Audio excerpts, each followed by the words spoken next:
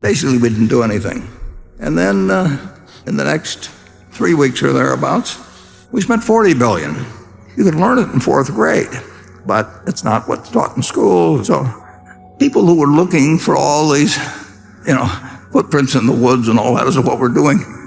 We're just doing it day by day as it comes along. And I think this table kind of illustrates that we spent $40 billion in a hurry there between 3 weeks.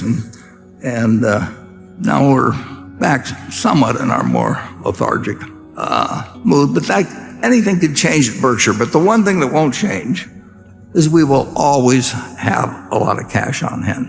And when I say cash, I don't mean commercial paper. When 2008 and 2009 financial panic came along, we didn't own anybody's commercial paper.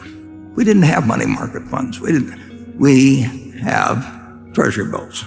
And as I may get into a little later, I'll explain to you why we believe in having cash. And there have been a few times in history, and will be more times in history, where if you don't have it, you don't get to play the next day. I mean, it's just, it's like oxygen, It's there all the time, but if it disappears for a few minutes, it's all over. So our cash was down on March 31st because, as you saw, we spent that large sum there in that brief period during the quarter, $40 billion. We've committed to buy Allegheny Corp something over $11 billion.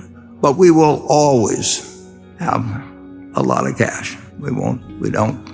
Some of our companies have bank lines. I don't know why they have the bank lines. We're better than the banks, and we'll give them the money if they need it. But, the local bankers have been calling on them, and they need something to do. Everybody else has bank lines, so it's harmless. But there's no reason for any of our subsidiaries to have bank lines. Berkshire is stronger than the banks. I didn't hear exactly I don't know whether that was a banker screaming or... I don't really like to torture anybody. I mean, and I'm all for banks, and we'll talk about that a little later. Money's kind of an interesting thing. People seem to like to talk to me about it. I mean, they don't ask me how to dance or anything like that, but they do. They ask about money. And so if we'll put up 20-1, it's a photo of a $20 bill. And it says at the top, Federal Reserve notes. Now, we've done all kinds of things with money in this country. It's amazing. Country only a couple hundred years old. The number of different experiments we've made with banks and everything. But we finally just decided to put the Federal Reserve do the issuing of money. And incidentally, I think Rosie Rios, who signed this note, I think she signed more U.S. currency than any other person in history. So if you see Rosie, you cozy up to her. I mean, this is a woman that has issued a lot of currency. But it says this note is legal tender for all debts, public and private. And that makes it money. You can go in our candy store, and if you offer us enough bushels of wheat, we'll probably give you a box of candy. But money is the only thing that the IRS is going to take from you. You can offer them all kinds of, you can offer them paintings, you can offer them whatever, but this is what settles debts in the United States. And I thought that you'll hear a lot about various kinds of money. This is the only kind of money you're going to see, in my opinion, throughout your lifetime, or even throughout Charlie's lifetime. I mean, it's very interesting, because it just says that settle all, legal tender for all debts, public and private, and nothing else says that, except I thought you might be interested in seeing another $20 bill, and this one I own, and on that, it's got the same guy's picture, Andrew Jackson, and everything, and that's a $20 bill, and that $20 bill was issued during my lifetime, and it was done by a bank that Berkshire ended up owning.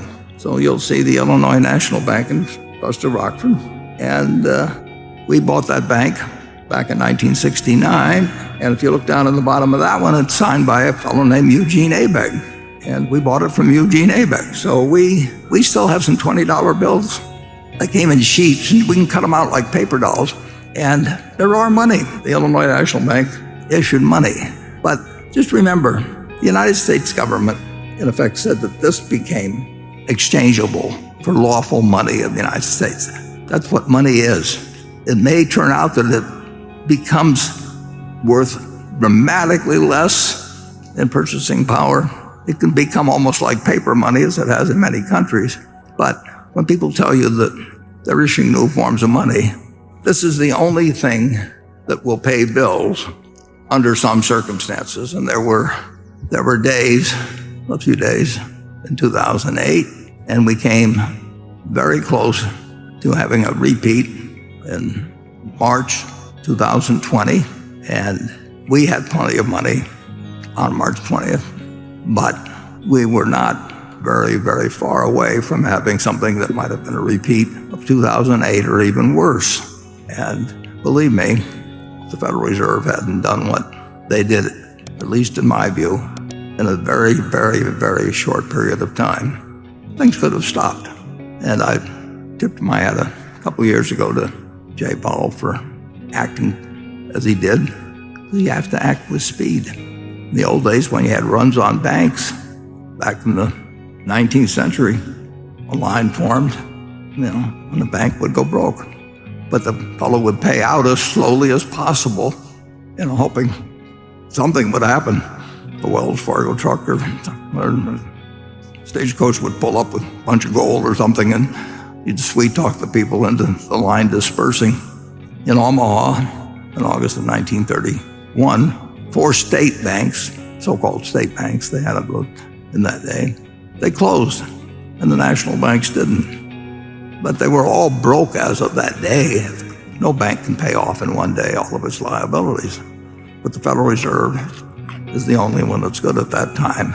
But I will tell you this, Berkshire Hathaway will be there at that time. The Federal Reserve is not gone. And the Federal Reserve in the United States can do whatever is necessary. They've got all kinds of rules about can do this or that and this and that. And one time in the 1980s, Paul Volcker, who was a very honest man, said to me, and I said, what are the limits of what you can do? And he said, he was a very unusual guy and huge, looked down at me and said, we can do whatever we need to do.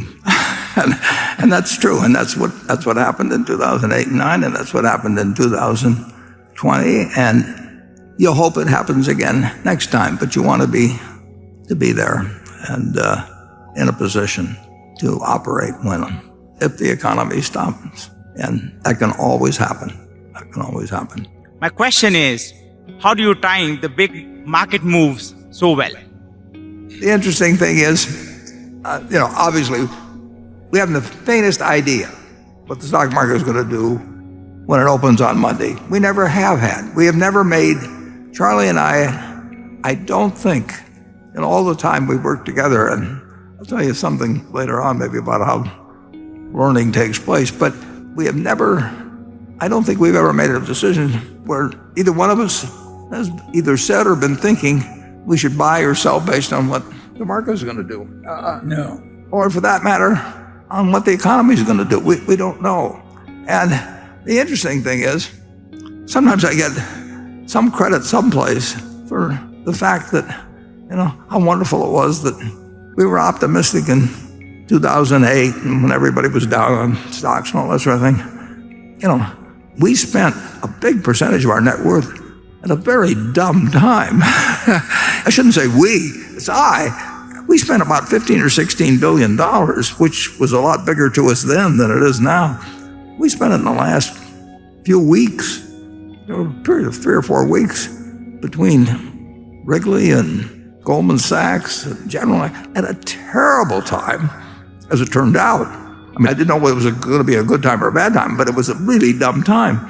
And I wrote an article for the New York Times and Buy America and all these things. Well, if I'd had any sense of timing and waited 6 months until, I think the low was in March. And in fact, I think I was on CNBC maybe that day or something, but I totally missed that opportunity. I totally missed, in March of 2020. We have not been good at timing. We have been reasonably good at figuring out when we were getting enough for our money. And we had no idea when we bought anything. Well, we always hoped it would go down for a while so we could buy more. And we hoped even after we were done buying and ran out of money that if it was cheap, the company would keep buying, in effect taking our interest up. I mean, That stuff you could learn it in fourth grade, but it's not what's taught in school. And, I mean, so never give us any credit. Well, actually, give us all the credit. Go on and tell everybody how smart we are, but we aren't. We haven't ever timed anything. We've never figured out insights into the economy. When I was 11 years old, March 12th, I guess, 1942, March 11th, I bought stock when the Dow was 99 at the end of the day, I think. And, now it's 34,000 or maybe it's 1,000 less than it was on Thursday. But I just, it's one decision. It's a good thing to own American business. And, if the Harvard endowment had come to see me and it's 11-year-old, or General Motors pension fund or something, and they say, well, no, but we have to have a balance and we have to maybe have 60%. And then we have to sit around every 3 months and listen to a bunch of managers. It was just done better if they just taken some darts and thrown them and just said, we're going to be in America 50 years from now and 100 years from now, and we'll do better in stocks than we will in bonds.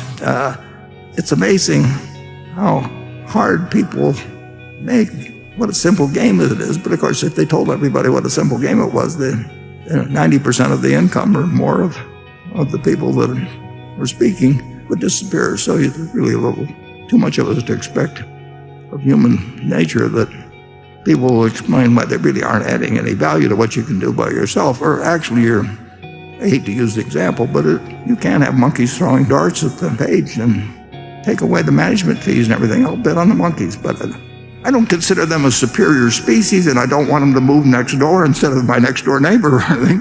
But that is the way it's just the way it has to be. Charlie, do you have anything cheerful to say? Well, frequently in the wealth advisory business, the way it used to be, you go to your investment advisor and you say, what should I do to protect myself for the future? And he says, why don't you give me $50,000 of your net worth now? That's my contribution to your future. It's a peculiar business. Yeah, it's a great place to go rich. It's still, if you have a son or daughter that really wants to make money per point of IQ and per erg of energy and all of that, go to Wall Street.